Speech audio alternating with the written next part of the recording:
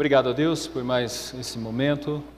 Obrigado, Senhor, por nos esclarecer coisas relacionadas à Tua verdade. Pedimos que Tu nos guie, nos oriente também no restante desse próximo momento. Senhor, fortalece as nossas vidas e nos ampare em tudo. Rogamos-te isso em nome do Teu Filho, nosso Senhor Jesus. Amém.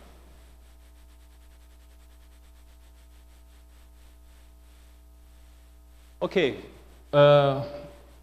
dentro de uma profundidade de um coração idólatra, é necessário uma pregação que gere antítese. E esse é o processo natural da pregação do Evangelho na vida do incrédulo. Mas aqueles que foram atingidos por isso são os que fornecem ao mundo a estrutura de antítese. E por isso, nesse segundo momento, eu gostaria de falar sobre como que é, naturalmente, é lógico no coração daquele que foi regenerado, proclamar e viver essa antítese constante nos outros, pois ele mesmo já foi atingido. Então, estamos dizendo que do coração pecaminoso, nós partimos para um coração regenerado, e esse coração ele é uma força, processo evangelístico pela ação divina para alcançar os pecadores.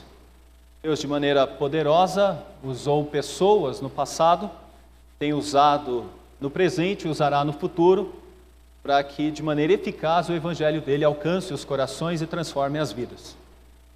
Então, nessa segunda parte, eu gostaria de trabalhar um pouco de uma maneira geral, esses detalhes, e agora por alguns desses pontos. Então, o primeiro que eu gostaria de ressaltar é a nossa vida e a proclamação de antíteses. No último momento, eu falei sobre a questão do homem sapiens e homens homo-religiosos, e nós colocamos no ponto final, toda a Bíblia ensina que o fator dominante nas escolhas que fazemos é nossa crença suprema ou compromisso religioso. Então, a Bíblia toda vai demonstrar que a ação de Deus em nós gera então as mudanças por meio das nossas crenças, e isso é um compromisso religioso, no caso de um eleito, de alguém que é alcançado pela graça, regenerado, uma mudança clara de glorificação ao nome do nosso Deus. Já os outros continuam no seu estado, numa profundidade religiosa idólatra, onde Deus não é o foco ou o centro da sua temporalidade, mas sim elas mesmas e os seus desejos e os seus objetivos. Então é necessário um grupo de pessoas que possam responder a respeito da razão de sua fé, e esse grupo não deve estar no mundo, mas ele deve estar não deve estar no ambiente de igreja tão somente, mas deve estar na própria sociedade, vivendo na sociedade. Então, eu chamo aqui a atenção para um aspecto dentro de uma visão mais ampla, quando nós falamos sobre sabedoria. Assumo o risco de seguir essa linha. No mundo antigo, havia um gênero chamado literatura de sabedoria, encontrado nos livros bíblicos como de Jó, Provérbios, Eclesiastes, Cântico de Salomão, mas também em muitas culturas fora de Israel. O método dos mestres de sabedoria era reunir os ditos dos sábios de muitas gerações e locais para a orientação de suas próprias comunidades.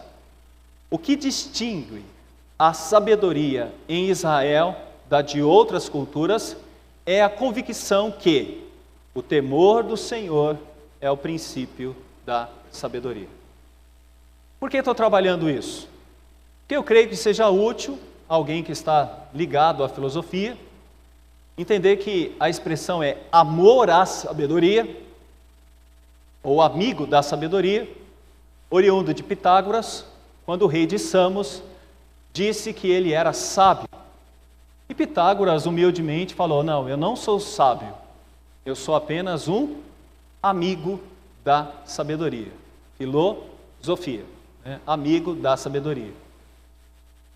O que eu estou colocando nesse primeiro slide é que havia já sabedoria. E no contexto judaico havia muita sabedoria. Aliás, podemos dizer que havia a sabedoria, a verdadeira sabedoria. E o que era, então, o outro tipo de sabedoria que nós encontramos nos outros rincões daquele mundo antigo?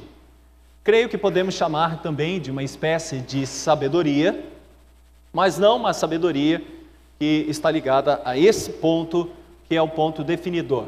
Ou seja, são pessoas que têm os seus corações, ou a profundidade do seu coração, na temporalidade pecaminosa, na temporalidade dos seus próprios raciocínios, onde criam caminhos que, na maioria das vezes, são caminhos que nós não podemos aproveitar, ou podemos aproveitar até uma certa parte. Então, eu tomo aqui uma definição de uma espécie de Vantiliano, que eu chamo aí de uma definição de filosofia por um bom crente, tá bom? E alguns poderiam dizer que deve comer muito também, mas o que a gente precisa entender é que é um bom crente. Lá está um quadro atrás de Calvino, isso nos dá até mais tranquilidade. A tentativa disciplinada de articular e defender uma cosmovisão. Olha a definição de um Vantiliano sobre filosofia. Eu achei isso o balacobaco. Demais. Eu acho isso fantástico, não é? Porque eu acho que exprime muito bem o que é isso na sociedade.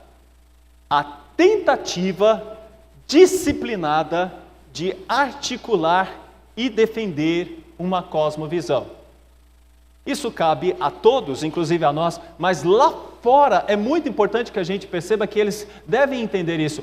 A tentativa de tentar vincular, então, ou articular e defender uma cosmovisão. Poderíamos ir para Atos 17 e dizer que aqueles que estão tentando tatear, e tentando encontrar, tateando algumas dessas coisas. Então, quando Paulo revela a sua visão, que podemos chamar aí de teocêntrica, e fazendo um anacronismo gigantesco teorreferente, né, nós podemos enxergar que ali está acontecendo algo interessantíssimo. Alguém regenerado, que até então era fariseu, que tinha uma dinâmica de fé, passa por um processo gigantesco de transformação, e ele passa a falar a respeito destas coisas, no ambiente mais acadêmico que poderíamos chamar naquele momento, apesar de ser uma derrocada da filosofia. Sei que tem alguns aqui que são filósofos e vão ficar chateados comigo, mas é uma derrocada da filosofia. Depois de Platão e de Aristóteles, nós vamos ver que as coisas vão criando uma tendência um tanto quanto complicada.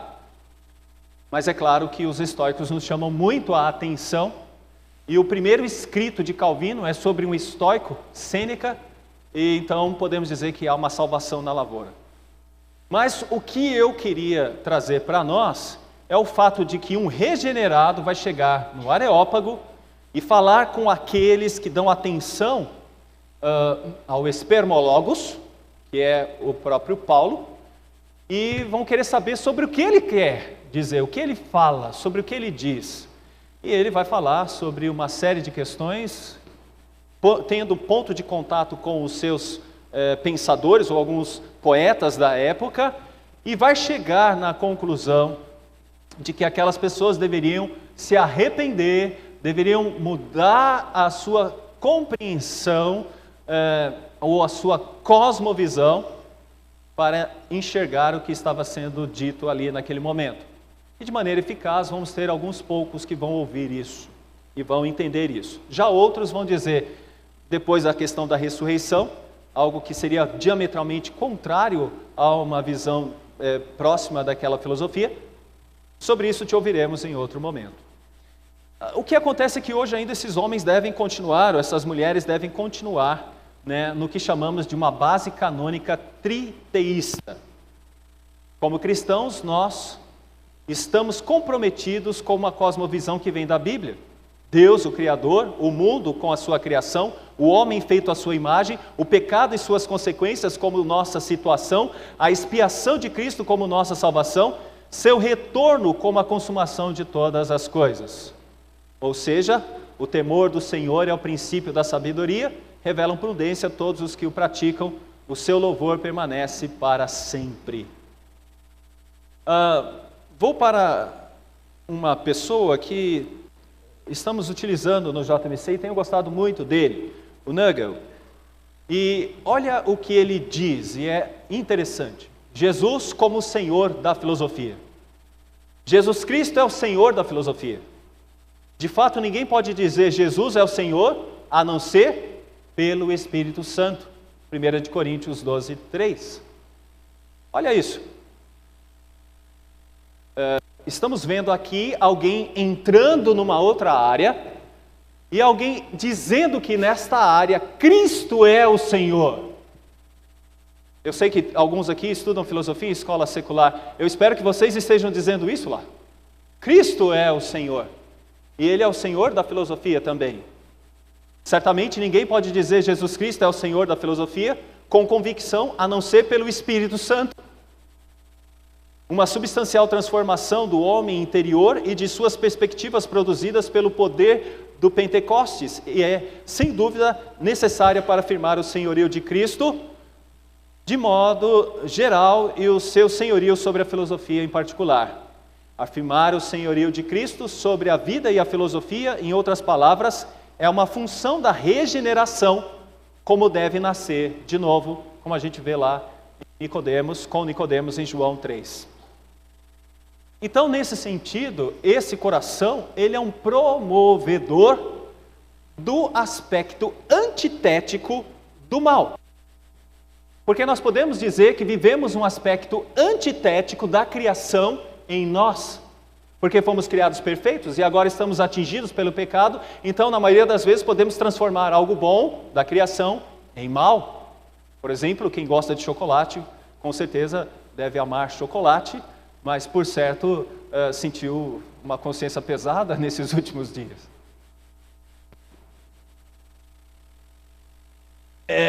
A gente tem problemas com relação a isso.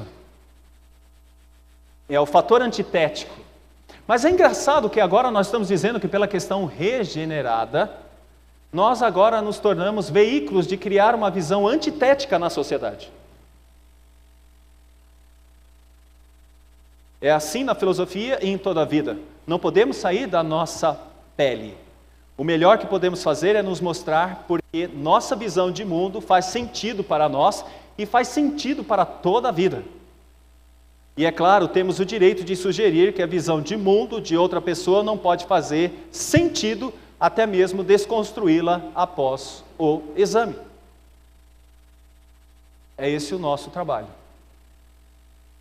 Tirar pessoas das suas regiões de conforto e colocá-las numa espécie de incômodo, talvez, ou talvez no processo de regeneração para que elas se tornem parte desse exército de pessoas que preguem uma visão antitética contra o pecado. Por que alguém deveria estudar outros mestres sendo cristão? Ou seja, estou falando da nossa ação entrando no contexto acadêmico e falando sobre filosofia. Sócrates, uma referência na filosofia, disse que a vida não examinada não vale a pena de ser vivida.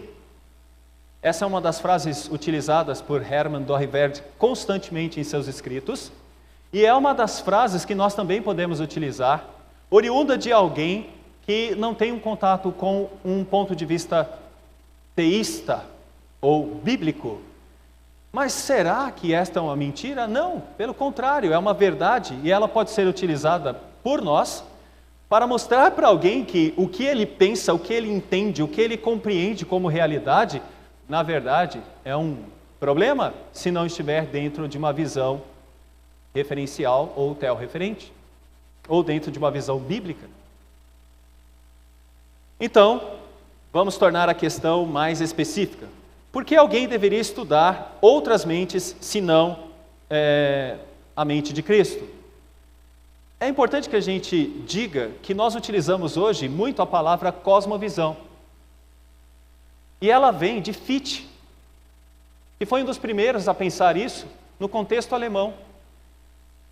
E foi isso que foi traspassado, podemos dizer assim, para o contexto holandês e que se transformou numa preocupação de alguns pensadores, como Kuyper, e logo depois para Bavinck, ou Bavinck. O que nós temos, meus irmãos, é que a principal arma que usamos hoje dentro de uma visão apologética, quando falamos de cosmovisão, é que ela não é totalmente oriunda da perspectiva cristã, mas ela é oriunda dos centros acadêmicos alemães que estavam tanto quanto que distantes dessa compreensão. Teólogos, pregadores e professores cristãos geralmente precisam melhorar a qualidade de seu pensamento, particularmente sua argumentação. E é bom ouvir o contraditório muitas vezes. Como é bom ouvir o contraditório, como é bom alguém chegar e dizer, não penso dessa forma. Mas é interessante que o cristianismo deveria se transformar nessa força também, ou numa força crítica. E é engraçado, é assim que surge a maioria dos pensadores que se tornam referência no contexto de aprendizado de filosofia reformacional. Por exemplo, Hermann Dooyeweerd, ele consegue entender que ele está próximo de algo muito importante. Um novo organo, podemos dizer assim, diferente de Bacon e diferente, claro, de Aristóteles.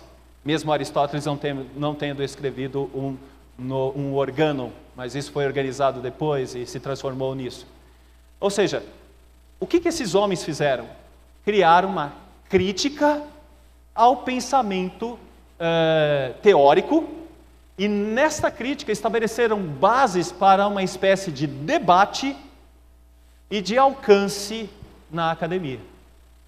O que vocês ouviram aqui a respeito de Van Til e de outros pensadores, por certo, é porque estes homens se sentiram desafiados, entendemos pela Bíblia, para usar o que eles aprenderam dentro do contexto acadêmico, juntamente com a sua transformação espiritual, em uma força contra o pecado num projeto antitético. A filosofia, ao longo dos séculos, teve uma grande influência na teologia cristã. Os conceitos de natureza, substância e pessoas encontrados nas doutrinas da Trindade, na pessoa de Cristo, por exemplo, são termos filosóficos, não encontrados na Bíblia. Isto não é necessariamente uma coisa ruim quando aplicamos a Escritura a situação e controvérsias. Muitas vezes precisamos traduzir as Escrituras em uma linguagem relevante para estas situações. E é isso o que fazemos quando procuramos entrar no contexto acadêmico e procuramos trabalhar isso. Se vocês perceberam, na minha primeira parte, a minha preocupação é com a outra porta, pois estamos percebendo muitas pessoas entrando e muitas vezes pessoas que vêm do pentecostalismo ou do neopentecostalismo. Não demorará muito para essas pessoas começarem a se debater com questões filosóficas, mesmo no contexto da igreja. E será muito fácil que essas pessoas também possam ser atingidas por uma espécie de antifé, como muitos dos nossos são também. É triste ver as estatísticas em perceber que muitos dos nossos jovens não fazem pública profissão de fé. Antes da pública profissão de fé, alguns deles não estão mais na igreja. Mas é por isso que precisamos estar onde eles estão, inclusive na academia. O trabalho dos filósofos é formular e examinar visões de mundo. Naturalmente, os outros campos de estudo, além da filosofia, também influenciaram o discurso cristão. Ciências, história, literatura e assim por diante. Mas é importante lembrar que o trabalho dos filósofos é formular e examinar visões de mundo. E na medida em que a teologia cristã é também a articulação de uma cosmovisão, sua interação com a filosofia é especialmente importante. Então, é isso que precisamos fazer sempre há um universo ao lado. Outra dica de leitura importante: Sartre é um homem que vocês precisam ler. Então, se alguém quer saber mais sobre cosmovisão, leiam esse autor, está aqui a capa do livro, e isso pode ajudar muito nesse sentido. Mas o que podemos dizer da história da filosofia? Boa parte dos anos da filosofia ou da história da filosofia está envolvida com cosmovisões não cristãs. É isso que acontece. E esse é o ponto do nosso trabalho como regenerados. Temos que entender isso. Então, enquanto os cristãos estudam filosofia, eles se familiarizam com os adversários mais formidáveis do Evangelho. O pensamento não cristão em sua forma mais convincente, diria o Fromm. Significa que, realmente, nós podemos entender que, nesse contato, muitas vezes não estamos lidando com amigos, mas estamos lidando com teorias nocivas a nós. E aí o ponto de Arquimedes, de Dorver, aqui usamos esse caminho. O ponto-chave para entender a totalidade da experiência não é a razão, não é o pensamento teórico, talvez como diria Kant, mas é um pensamento pré-teórico. E o que é esse pensamento pré-teórico? É as nossas atividades normais, da vida normal, o nosso conhecimento das coisas e dos objetos como eles de fato são. É assim que nós teríamos esse tipo de conhecimento. Ou seja, na vida do cotidiano, na vida da fé, em todos os ambientes em que pudermos nos encontrar. Por quê? Porque esse é o mundo criado de Deus. E Ele, como ser pessoal, se revela nesse mundo através da sua própria revelação natural e da sua revelação especial. E isso ocorre no ser de uma forma completa e faz com que a gente possa entender a realidade também de uma forma mais ampla e enxergando uma ordem em tudo isso por meio do próprio Deus. Então, a direção concêntrica seria o próprio coração. O eu pensante, nesse caso, onde tudo se dá e onde tudo acontece. Então, dessa maneira, nós temos essa reação que produz no crente o desejo de alcançar, e esse processo que foi ocasionado no seu coração o faz uma pessoa que ama a Deus sobre todas as coisas e ama ao próximo, e está preocupado com ele e com o que está em sua mente. Eu vou ressaltar aqui algumas pessoas no que é chamado de um renascimento do pensamento cristão. Alguns bem conhecidos aqui de todos nós. E vou seguindo um pouco além. Então, queria primeiro demonstrar como isso se dá. Na minha opinião, no que eu tento estudar, o grande nome desse renascimento é Thomas Reid. 7 de maio de 1710, 7 de outubro de 1796. O ponto positivo de Reid é que ele resiste às filosofias da moda com uma notável alternativa criativa. As filosofias da sua época, principalmente de David Hume, uma espécie de ceticismo. Então ele se torna uma espécie de referência com o realismo. Porque boa parte dos pensadores depois de Thomas Reid tem que entender um pouco mais a respeito de como as coisas se dão na realidade do mundo criado por Deus. Porque até então havia uma busca contrária, onde as respostas estavam dentro dos próprios sentidos. E os sentidos eram uma coisa que ninguém sabia o que era. Ninguém sabia o que. Ninguém sabia poder identificar o que seria isso exatamente. Então, as impossibilidades de saber geraram caminhos que nós poderemos entender mais adiante, cai numa espécie de ceticismo, como de David Hume, porque diferente de Descartes, David Hume, ele até duvidava da sua possibilidade de duvidar. chegou ao outro máximo, né? De duvidar, da possibilidade de duvidar. Então, ele trabalha uma espécie de ceticismo que caminha por um campo mais exato, assim, em termos de, podemos chamar de ceticismo. Então, surgem pensadores, e aqui trabalhamos alguns deles.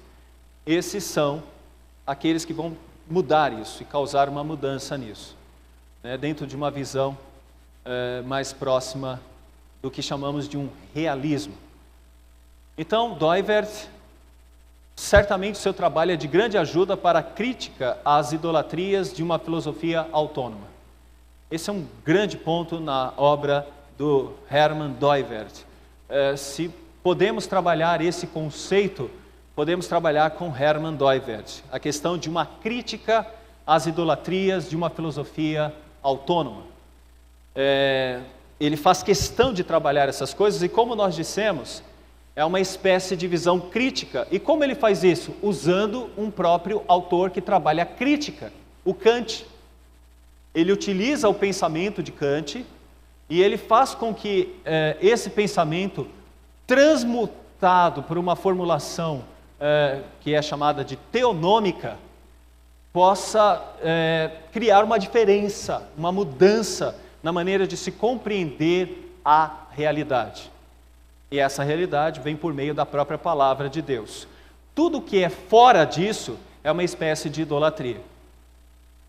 Marx, por exemplo, absolutizava a esfera econômica, Pitágoras o numérico, Bergson e Whitehead o biótico, Schleiermacher o sentimento, Heráclito a cinética, aquela questão que estudamos em classe muitas vezes, questão do movimento.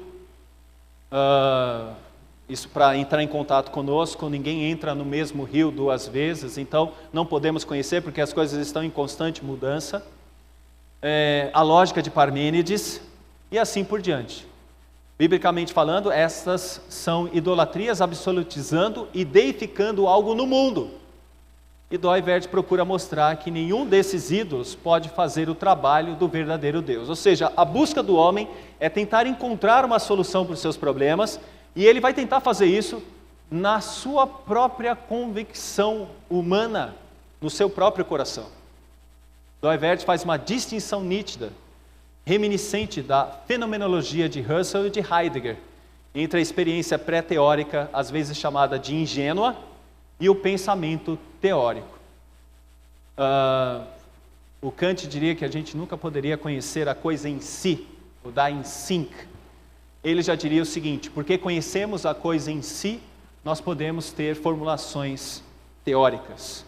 Então, é uma diferença brutal dentro de um contexto filosófico, e isso vai causar uma mudança de paradigmas no pensamento dentro do próprio conceito de filosofia. Ou seja, alguns poderiam descansar mais numa filosofia que é uma filosofia mais pautada em princípios que nós chamaríamos mais próximos da Bíblia, mais próximos da palavra de Deus. Outro, Gordon Clark, 1902, 1985. Esse é o que difere um pouco dos outros, mesmo sendo um pressuposicionalista. Como vocês devem saber, o pressuposicionalista vai partir logo das suas convicções de fé, e elas serão suficientes para todo o debate, sem que você precise esperar que o outro traga as suas reflexões para que vocês possam trabalhar isso conjuntamente. Ou seja, os seus pressupostos devem imperar em meio aos pressupostos também desta outra pessoa. Então, ele pensa nisso, ele mantém isso, e ele é alguém que trabalha exatamente essa questão. Ele permanece firme na Bíblia como a inerrante palavra de Deus, e ele foi um dos primeiros a ser chamado, então, de pressuposicionalista. Sabemos que depois há uma divergência entre ele e um concílio. Alguns dizem que é com Van Til, sabemos que tem alguma coisa ligada a Van Til, mas tem um aspecto conciliar ali também, no momento da sua recepção como pastor. Mas o que eu gostaria que nós entendêssemos é o seguinte: ele trabalha diferente de um Doivert e também de um Van Til. Ele trabalha dentro de pressupostos que nós chamaríamos mais racionalistas, dentro de uma visão mais próxima de Kant e de David Hume. Por isso, ele diz que a realidade que nós conhecemos é uma revelação de Deus também, mas não que a gente possa esgotá-la em nós mesmos. É claro, nós não vamos fazer isso e os outros pensadores também não. Mas nós temos algo lá. Ele trabalha algo mais em nós mesmos. Então o significado é significativo que após a Segunda Guerra Mundial, vários homens foram alunos de Clarke no Hilton College, que tornaram líderes de um novo movimento, né, um movimento evangelical, que procurou desfazer o anti-intelectualismo dos anos 20 e restaurar esse evangelismo. Então é alguém de grande valor e de grande importância também, e precisamos estudá-lo. A casa editora presbiteriana, a Cultura Cristã, tem o livro, né, de Thales Adduel, e ali você tem bastante informações sobre a interpretação de Clarke sobre a história da filosofia. Um outro, Cornelius Van Til. Vocês já falaram aqui sobre ele, então não vou me demorar muito pela questão do próprio tempo. E o que eu gostaria que a gente colocasse aqui é que a Bíblia revela nossas verdadeiras necessidades, a Bíblia responde nossas perguntas mais profundas. Pressuposições, então, então esses argumentos são igualmente circulares, ou seja, eu creio na palavra de Deus porque ela é a Bíblia, a palavra de Deus. Então, esse argumento circular, ele é combatido por alguns, né, como uma espécie de sofisma, mas nós podemos entender que não, porque ele apela para outros detalhes, né, outras evidências, como descobertas arqueológicas que trazem a confiabilidade de livros como de Atos, desde que a metodologia da arqueologia em questão seja consistente com a cosmovisão bíblica e a epistemologia bíblica. Então, tal argumento dirigido pela cosmovisão bíblica ainda é circular, mas persuasivo, pois traz mais fatos à mesa. É como se nós disséssemos o seguinte: está aqui o argumento, ele vai se ampliando e alcançando outros lugares. Van Til argumentou que apenas o Deus da Bíblia pode explicar o significado e a racionalidade. Qualquer outra cosmovisão irá necessariamente cair em incoerência. Por isso, aquilo que nós falamos de coração também em Doivert. Esta é a afirmação muito forte para fazer um apologeta, para fazer uma apologética, né? Mas Van Til acredita que qualquer afirmação menor desonra a reivindicação prévia do próprio Deus ao senhorio universal. Como soberano Senhor de todos, Deus afirma ser o Criador de todos, Criador de todo significado, racionalidade e verdade no mundo. Então, toda a verdade, toda ela, estaria nessa própria revelação do próprio Deus, ou seja, na palavra de Deus. Um outro que podemos chamar como alguém que trabalha esse fator no contexto acadêmico de uma visão antitética. Alvin Plantinga. Ele foi criado numa comunidade reformada, holandesa, americana, frequentou outras escolas, né, o Calvin College, o colégio da Igreja Cristã Reformada. Ele estudou com o Gentleman, provavelmente aqui recebeu bastante informações dessa questão do pressuposicionalismo, mesmo seguindo uma linha mais analítica, mas é alguém de grande importância para nós. Aliás, Gentleman também é alguém que deveríamos dedicar nossa atenção, pois ele é um formador de vários homens importantes nesse contexto, como o próprio Plantinga e o Van Til. Depois de formar, o Nicholas Oldstorff também. Depois de se formar na Universidade de Michigan e de um doutorado no Yale, Plantinga ensinou brevemente na Yale e na Wayne State University e depois lecionou mais tempo no Calvin College e na Universidade de Notre Dame. Meus irmãos, por incrível que pareça, Plantinga hoje é estudado em muitas faculdades aqui do Brasil também, já existem algumas teses surgindo no contexto dos mestrados e doutorados em ciência da religião ou em algumas áreas da epistemologia em filosofia. Porque ele é conhecido por sua epistemologia reformada. O nome baseado na visão de Calvino de que o conhecimento de Deus não começa com o raciocínio, mas com um divinamente implantado senso de divindade. Vou voltar aqui ao Thomas Reid. Thomas Reid diria o seguinte: existe um poder em nós, que é esse sentimento religioso. E esse poder em nós, esse sentimento religioso, se manifesta de várias formas. Mas quando o aparelho cognitivo é bem direcionado, esse aparelho vai ter condições de perceber a realidade lá fora e a realidade de todas as coisas que existem, inclusive de Deus. O Plantinga segue uma linha muito parecida do Thomas Reid. Para Calvino, ainda embora haja uma riqueza de evidências para a realidade de Deus, nossa plena persuasão vem através do testemunho interior do Espírito Santo. E aqui eu faço a ligação com a primeira parte que nós conversamos hoje, porque esta epistemologia calvinista será usada por todos eles. Thomas Reid, depois por Kuyper. Aliás, Kuyper tem um livro, né, The Stone Latch de Calvino, né, o calvinismo, depois Bavinck, e vai chegar aqui também em Plantinga.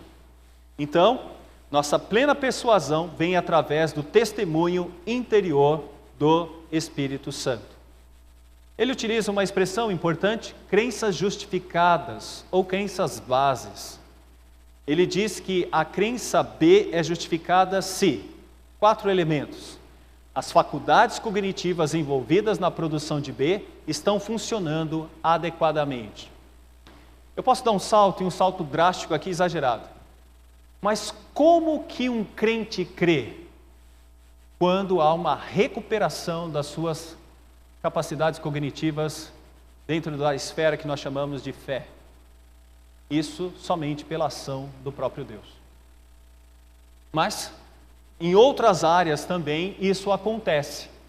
Existe um senso divinitatis em todas as pessoas, e é por isso que nós temos uma multidão de religiões. Porque as pessoas tentam decodificar as suas informações religiosas pela maneira como elas são criadas, pela maneira como elas vivem em determinados contextos e por aí vai. Por exemplo, se nesse momento aqui nós tivéssemos um ambiente muçulmano, provavelmente nós teríamos uma diferenciação entre homens e mulheres nesse contexto. Por que não temos? Porque o nosso ambiente é presbiteriano. Posso ouvir um amém? Então, o que é isso? É uma diferenciação que ocorre porque nós recebemos uma série de informações que nos fazem entender que o que nós estamos pregando, defendendo, e vou dizer mais, morrendo, se for o caso, é porque nós temos total convicção de que isso é verdadeiro. Porque senão nós não faríamos isso. As nossas faculdades foram transformadas e mudadas para que isso acontecesse. 2. Seu ambiente cognitivo é suficientemente semelhante àquele para o qual suas faculdades cognitivas são projetadas. Então, o que Deus fez em nós é que nos capacitou com condições de entender o mundo lá fora e pela ação do Espírito Santo entender a verdadeira religião, porque Deus é bom e tem cuidado do mundo com a sua graça especial e sua graça comum. 3. O plano de projeto que governa a produção de crenças em questão envolve como propósito uma função, a produção de crenças verdadeiras. E é assim que o mundo existe. Todos vão dizer que sua crença, de uma certa forma, vão dizer é verdadeira. Então isso é um projeto que governa a produção da crença em questão. E o plano de projeto é bom, ou seja, existe em alta probabilidade estatística ou objetiva de que uma crença produzida de acordo com o segmento relevante do plano de projeto neste tipo de ambiente é verdadeira. Ou seja, vocês estão aqui próximos do design inteligente. que é uma das questões muito trabalhadas e debatidas na faculdade ou na academia. Racionalidade da crença. Plântica diz que a racionalidade da crença em Deus deve ser defendida em todos os lugares, na academia também. Plântica mostra que se pode acreditar em Deus se o mecanismo epistemológico não estiver afetado pelo pecado. Olha só, mecanismo epistemológico. Então vamos mostrar aqui o seguinte. Como uma pessoa crê? Quando ela ouve. Como que uma pessoa crê? Ela vê. Como que uma pessoa crê? Ela assimila informações de toda a sua história e junta isso com as informações que ela está recebendo no presente e consegue entender que na conta bate crer. Plântica também se interessa pela questão da verdade. Em seus livros, A Natureza da Necessidade de Deus, Liberdade de Mal, Plântica desenvolve uma versão modal do argumento ontológico para a existência de Deus, que ele certifica como sendo real. Ele também defende o teísmo contra o argumento que o mal é inconsistente com a bondade de Deus. Então esses são os livros de Plântica e são os livros que estão sendo debatidos na academia. Design inteligente. Além disso, Plântica apoiou o movimento do design inteligente de Philip Johnson, Mike Bennett, William Dembski e outros, sem comprometer-se com a ideia de que o design pode ser comprovado cientificamente. Então, é como se utilizasse esse argumento do design inteligente para algo que pudesse ser mais acessível. Essa figura que vocês estão vendo é de uma espécie de organismo e como ele funciona, né, como uma espécie de motor, uma bactéria que funciona dessa forma. Tem polo negativo, positivo e ele se movimenta rapidamente de um ponto ao outro e até hoje é difícil explicar como que algo funciona tão perfeitamente da maneira como tem funcionado. Contra o evolucionismo. Ele também se tornou conhecido por seu argumento evolutivo. Permita-me ler isso. Contra o naturalismo. Se a evolução e o naturalismo são ambos verdadeiros, então as faculdades cognitivas dos seres humanos evoluíram para a sobrevivência e não para alcançar a verdade. Ou seja, se alguém está acreditando que nós somos resultado de uma evolução, nós somos resultado de uma evolução porque todo processo de evolução é um processo de vida e morte. É um processo dos mais fracos tentando escapar dos mais fortes, mas muitas vezes são os mais fortes que sobrevivem. Então é tudo um processo evolucionista, ou um processo de sobrevivência, mas não um processo de alcançar a verdade. A verdade nem sempre é propícia à sobrevivência e vice-versa. Portanto, se a teoria da evolução pretende nos dar o propósito completo da mente humana, há razão para duvidar dos produtos da mente, inclusive as teorias da evolução e do naturalismo. Ele pega o argumento e usa contra o argumentador. É uma sacada fantástica. Então, vamos dizer, se é para esse contexto, então não temos um contexto de verdade. Vocês não podem me falar de verdade, porque nós temos que falar simplesmente de sobrevivência. Nós temos que falar simplesmente de sair de uma situação de perigo para uma situação de sobrevivência. Por outro lado, se a mente humana é projetada por Deus, então há razão para confiar nas ideias geradas pela mente. Eu peguei essa figura e achei um barato. Pela última vez, parem de me seguir, eu sou criacionista. Né? Seria basicamente essa a informação. Uma mente como fonte de design. De fato, devemos lembrar que a epistemologia externalista de Plântica se baseia no conceito de um plano de design, o que poderia ter sido a fonte de tal plano. Ele às vezes admite que a própria evolução poderia ser a fonte desse plano, mas em outros lugares ele diz que o modelo de um designer pessoal é a melhor maneira de explicar esse design. Então, o debate que há na academia é que há um desenho e esse desenho é externado pela própria mente, pela forma como nós pensamos. Mas o que é muito importante para Plântica e que é muito importante para nós é que a fé não é compartimentalizada. E é isso que ele quer dizer para nós. E muitos que até não aceitam ele, mas que entendem a importância da visão de defesa da fé na academia, enaltece esse livro que ele escreveu, Conselhos aos Filósofos Cristãos. Nesse documento, ele exorta os cristãos a levar em conta sua fé em seu trabalho filosófico, sua escolha e mentores, modelos, métodos e assim por diante. Os cristãos devem desconfiar das alegações de que essa ou aquela abordagem é necessária para respeitabilidade filosófica ou científica. Meus irmãos, eu tenho participado de muitas bancas. Geralmente, esse é um grande problema que a gente vê com cristãos. Naquele momento parece que nós não temos um cristão, mas temos simplesmente alguém defendendo uma tese, e para isso o cristianismo fica num cabide e a pessoa está vestindo uma outra roupa. Então é necessário ouvir isso, que nessa visão de regenerados, a ação antitética é importante para ser trabalhada onde deve ser trabalhada. Poderia falar do George Marsden, que trabalha muito bem na questão da história e tem desenvolvido um bom trabalho com a questão da academia e junto com a fé protestante. Poderíamos falar de Nicholas Oldstorff. Alguém disse, puxa vida, não estou vendo Clarke nessa semana.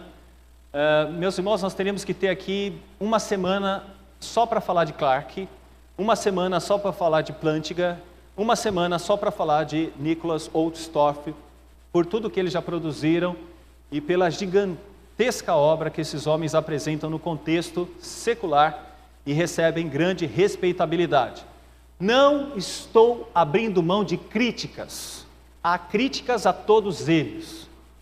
Há críticas, mas são poucas em detrimento do grande trabalho que esses homens têm realizado.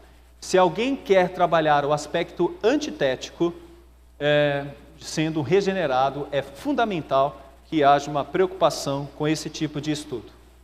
Terceiro ponto, nossa metodologia tem, portanto, base vocacional. Então, vou trazer tudo aqui de novo à nossa baila, para que a gente possa fechar os nossos conteúdos aqui da minha segunda parte, tá bom? Estou me sentindo agora na sala, né? Primeiro, a nossa vida e a proclamação da antítese. Então, procurei mostrar para todos que estão aqui que, como crentes, antes de qualquer posição, filósofos, químicos, biólogos, engenheiros, seja o que for, antes de tudo, somos cristãos e a nossa base de fé não deve ser negligenciada. Isso está no nosso coração, é o ponto definidor de todas essas coisas. Segunda coisa, devemos olhar para um renascimento do pensamento cristão. Então, essa semana deve gerar em nós uma preocupação com esse pensamento cristão. Como se dá, como funciona, como é. E eu procurei mostrar que tudo isso tem uma base e que ela vai se desenvolver em pensadores que temos lido e temos experimentado ao longo desses últimos anos na academia. E isso nos alegra bastante, pois estamos vendo realmente um renascimento do pensamento calvinista nas academias, que não vem meramente por Weber, pois Weber trouxe isso de alguma forma, mas aqui a gente vê numa forma de pensamento mesmo e da compreensão desse próprio pensamento na sociedade. Então, todas essas figuras que eu procurei mostrar. Terceira coisa, a nossa metodologia tem, portanto, base vocacional. E essa base está aí, com base na encarnação, vida e ministério, crucificação, ressurreição, ascensão, autoridade cósmica, dom do Espírito Santo e juízo vindouro de Cristo, podemos trabalhar nessa direção em nossos estudos apologéticos. Aqui está cosmovisão. Qual é a base? Encarnação, vida e ministério, crucificação, ressurreição, ascensão, autoridade cósmica, dom do Espírito Santo, juízo vindouro de Cristo, podemos trabalhar. Eu queria talvez alcançar algumas pessoas, porque eu fiquei nessa segunda parte tentando só apontar filósofos, mas eu queria tentar apresentar isso para vocês dentro de uma seguinte linha. um autor, né, escrevendo sobre apologética, muito feliz depois da sua conversão, chegou para um amigo dele e falou assim: você precisa conhecer a Cristo e precisa entender o que é a salvação. E ele disse: mas por que disso? E ele falou: porque é maravilhoso. Ele disse: bom, eu sinto a minha vida maravilhosa também. Eu tenho uma esposa que eu amo os meus filhos e cuido deles. Eu trabalho, é muito legal o meu trabalho. A minha vida é muito boa. Eu tenho procurado obedecer todas as leis. A vida é maravilhosa. E ele disse que se sentiu perdido naquele momento porque ele não sabia o que fazer com alguém que estava tão feliz, com a necessidade de expressar para ele o Evangelho, pois não era ainda um crente ou um cristão. Meus irmãos, aqui está o caminho. Por mais que uma pessoa possa ser feliz, alegre, estonteante, alguém que dá saltos de alegria para lá e para cá, porque a vida é maravilhosa. Sabe aquelas pessoas tão positivas? Né? Você está acordando numa segunda-feira, cansado e abatido, ele chega para você no elevador: bom dia! Por que tem na vida dessa pessoa para falar bom dia nesse horário? Né? Ou então, 11 horas da noite, você chegou cansado e a pessoa diz: boa noite! Bom, essa pessoa ela pode estar muito bem resolvida na sua vida, mas se ela não entende a encarnação de Cristo, ela tem um problema na vida dela. Se ela não entende o ministério da crucificação, ela tem um problema na vida dela. Se ela não entende a ressurreição, ela tem um problema na vida dela. Se ela não entende a ascensão, ela tem um problema na vida dela. Se ela não entende a autoridade cósmica, ela tem um problema na vida dela. Se ela não entende o dom do Espírito Santo, ela tem um problema na vida dela. E se ela não entende o juízo vindouro, ela tem um problema na vida dela. Então a nossa metodologia tem por base vocacional entender o que nós estamos vendo aqui, a ação do Senhor Jesus Cristo. Então, alguns pontos. A erudição cristã é primeiramente hebraica em vez de helênica ou outra coisa. Qual é o problema daqueles anos que eu coloquei de 1600 até 1800? Eles vivem o renascimento e depois a filosofia da autonomia. Se eles tivessem seguido um plano epistemológico calvinista, eles teriam entendido que a base não poderia ser o homem à medida de todas as coisas, mas deveriam entender que Deus é a razão de todas as coisas. O cristianismo é judeu e, em parte, a filosofia cristã baseada nele também deveria sê-lo. Gregos aprendiam para compreender como funciona, como se dá. Ptolomeu, Tales e a ideia dos planetas e as movimentações, quando ele cai num buraco, de olhar para cima e uma menina diz para ele: você conhece tantas coisas do céu, mas não consegue entender um palmo à frente de você. Mas e os modernos? Aprendem para usar. A visão moderna é que tudo era aprendido para usar. A ciência adquire o status maior. Mas o que é uma visão de Hebreus? Aprendem com o fim de reverenciar. E é isso que um crente faz quando estuda. Ele reverencia a Deus. Seja na química, seja na biologia. Em qualquer lugar o crente está reverenciando a Deus. Então, antes de tudo, a nossa compreensão realmente deveria ser hebraica. Outro ponto. Nossa metafísica tem base na doutrina da encarnação. A encarnação de Jesus Cristo, como o Deus homem, também é uma chave para resolver o problema de um Deus, ou dos muitos, homem. Jesus une novo mundo fragmentado, sem a união em si mesmo. Ele reconcilia todas as coisas pelo sangue da sua cruz. Então, para nós, a visão de Cristo, ela é fundamental para ter uma compreensão da visão da realidade do mundo, do aspecto metafísico. A busca em uma grande teoria unificada, ou uma teoria de tudo, ou uma teoria do campo unificado, para unir tudo, ela deveria buscar a solução na metafísica trinitária. Deus é o autor de todas as coisas e as une em si mesmo. Se fizermos esta descoberta, então conheceríamos a mente de Deus. A metafísica cristã, mesmo que Deus não possa ser diretamente conhecido, ele pode ser conhecido indiretamente por seus feitos e por sua palavra. A nossa antropologia, Imago Dei, somos microcosmos do universo e de Deus, pois somos a sua imagem e semelhança. O conceito de microcosmos e de macrocosmos significa que partes do universo se parecem com outras partes e que os seres humanos, como microcosmos ou pequenos mundos, resumem macrocosmos ou mundos maiores, ou seja, o universo como um todo em alguma parte dele, né? Ou seja, é no próprio homem que nós encontramos essa questão. Vou citar aqui o David Kleines, que diz assim: mas como imagem de Deus, ou melhor, para ser imagem de Deus, o que significa comissionar a humanidade no mundo criado como agentes do Deus transcendente que permanece fora da ordem do mundo. O homem ser imagem divina significa que ele é o representante corpóreo visível de Deus, invisível e incorpóreo. Ele é o representante em vez de representação, visto que a ideia de retrato é secundária no significado de imagem. Entretanto, o termo semelhança é uma garantia de que o homem é um representante adequado e fiel de Deus na terra. O homem, pessoa por completo, é a imagem de Deus, sem distinção do corpo e espírito. Toda a humanidade, pessoas sem distinção, é a imagem de Deus. E a Bíblia mostra o quanto é sério, por exemplo, quando alguém matava alguém e a pena era o próprio preço com a vida no Antigo Testamento e no Novo Testamento.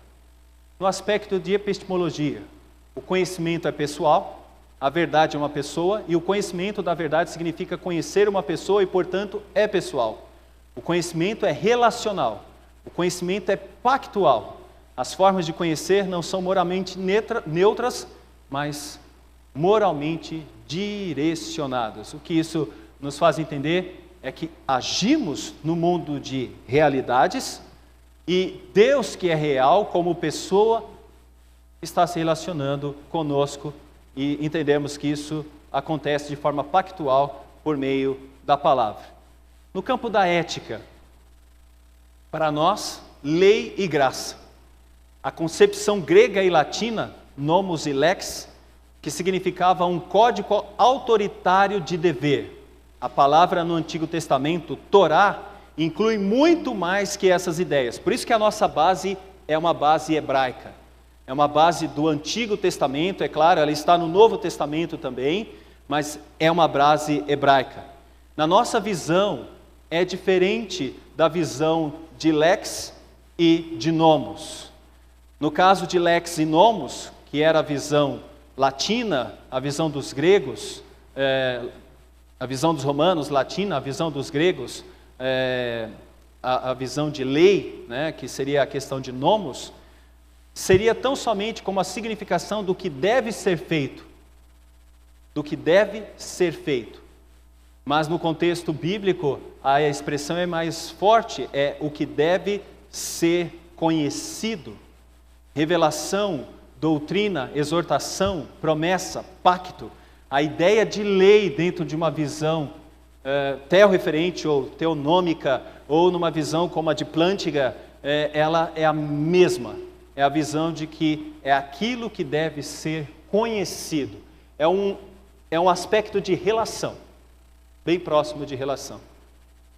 Meus irmãos, caminhando aqui, estou fechando. Estética. Todas essas são matérias da filosofia, e em todas elas o crente pode entrar e estabelecer o fator antitético. Muda-se o conteúdo das categorias pagãs. Aqui temos uma obra, meus irmãos, e eu estou usando um exemplo do próprio Schaeffer, que eu não citei lá embaixo e poderia ter citado também, bem como outros pensadores. Mas essa obra aqui, que está em Florença, consiste de têmpera sobre tela e mede aí 1,72 por 2,78 em largura. A pintura representa a deusa Vênus emergindo do mar, já mulher adulta, conforme descrito na mitologia romana. O que é isso? É um quadro que representa bem o renascimento. E o que temos nele? Uma compreensão da realidade do mundo por uma ótica grega. É provável que a obra tenha sido feita em 1485, sob encomenda para Lourenço de Francesco de Médici, que a teria pedido para enfeitar sua residência, a Vila de Médici, em Castelo. Quem fez? Alguém sabe quem fez essa obra?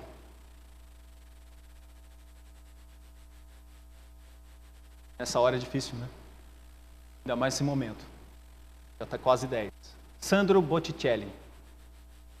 Na década de 1490, quando os Médicis foram expulsos de Florença, Botticelli passou por uma crise religiosa e tornou-se discípulo do monge beneditino Girolamo Savonarola, que pregava a austeridade e a reforma. Mas Botticelli jamais deixou Florença. O que eu estou mostrando aqui é algo muito parecido com o que aconteceu com Pascal. Pascal estava por uma forte influência jansenista agostiniana.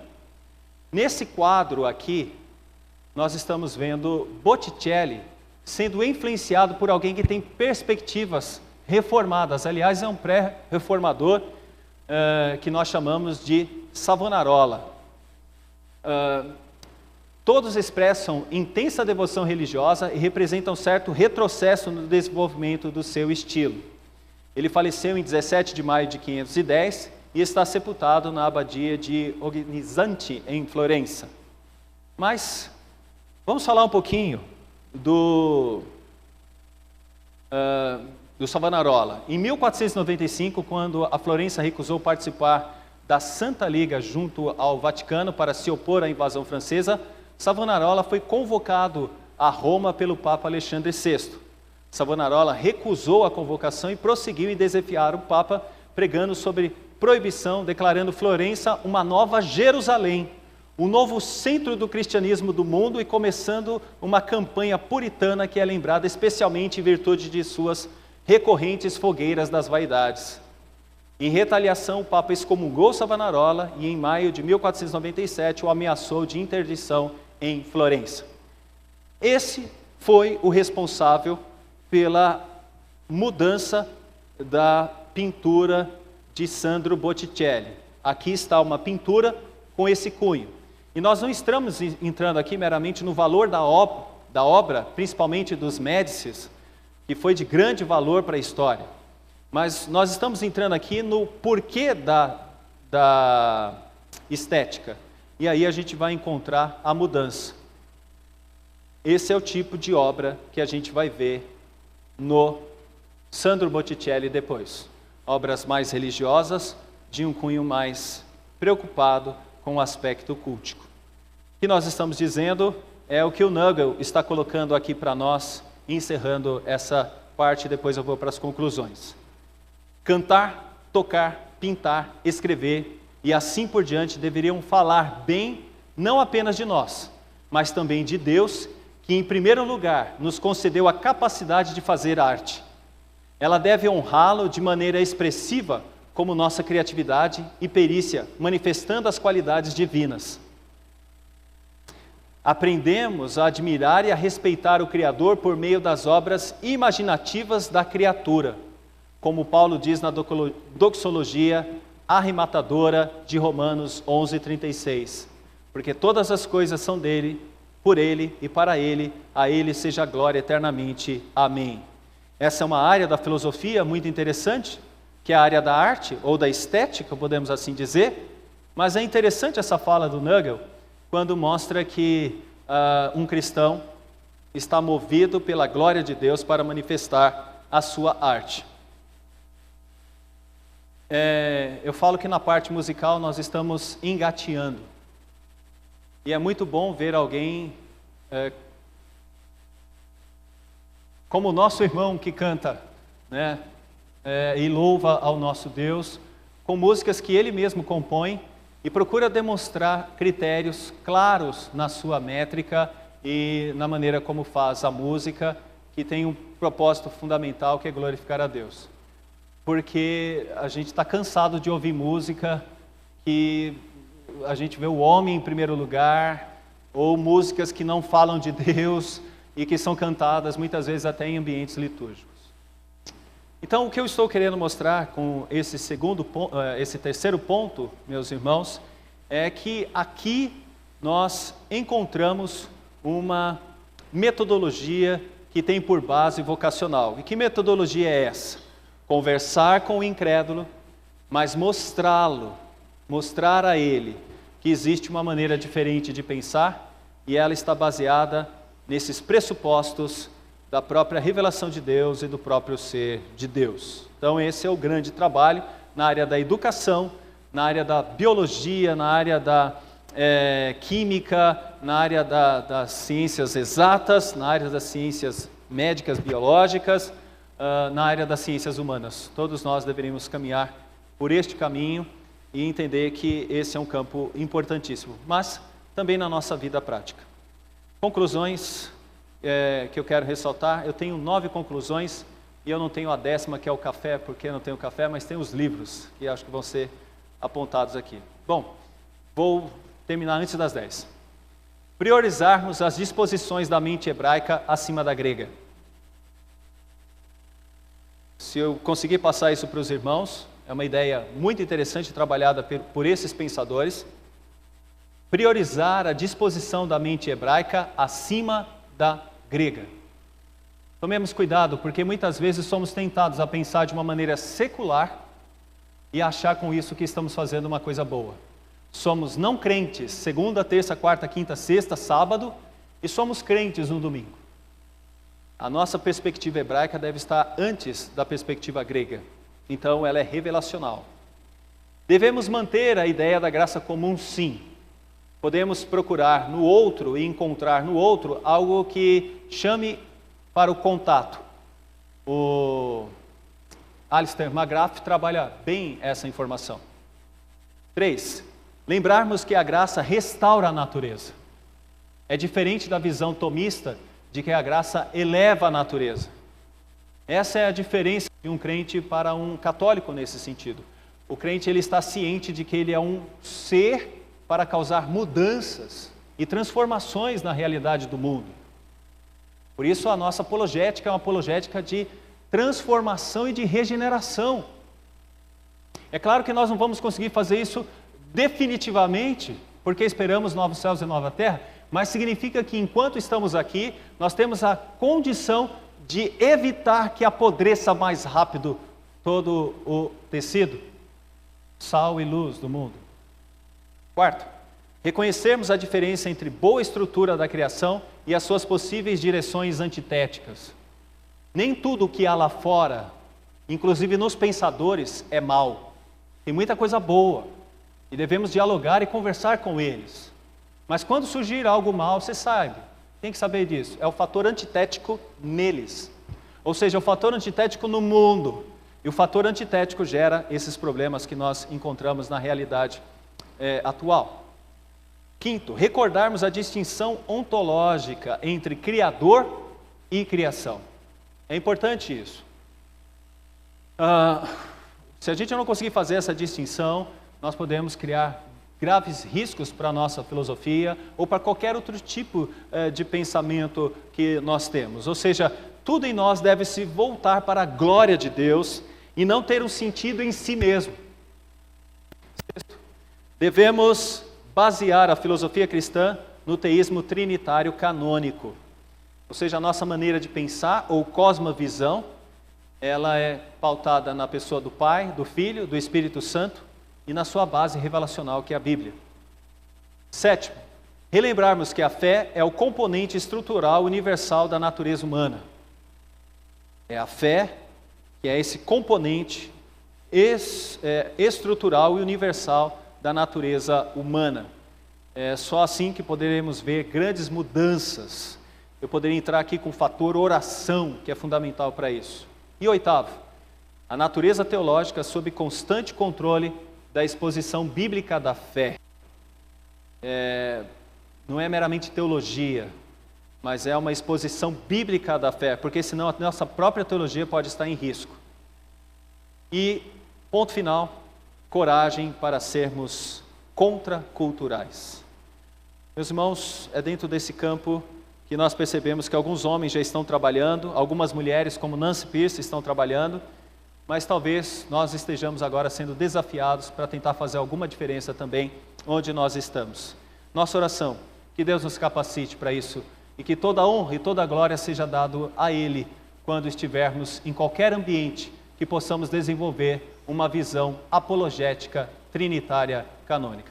Que Deus nos abençoe.